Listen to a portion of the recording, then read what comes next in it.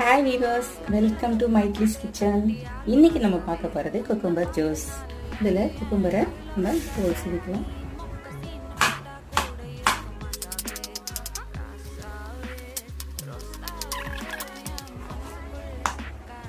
இந்த மாதிரி கட் பண்ணி எடுத்தாச்சு.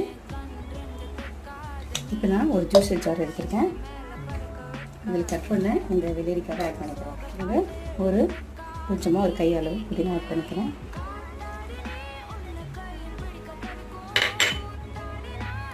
ஒரு அரை டம்ளர் தண்ணி ஆட் பண்ணிக்கலாம்.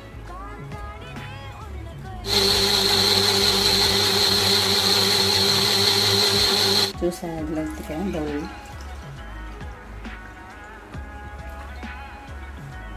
கொஞ்சமாக பெப்பர், ஒரு பிஞ்ச் சால்ட்.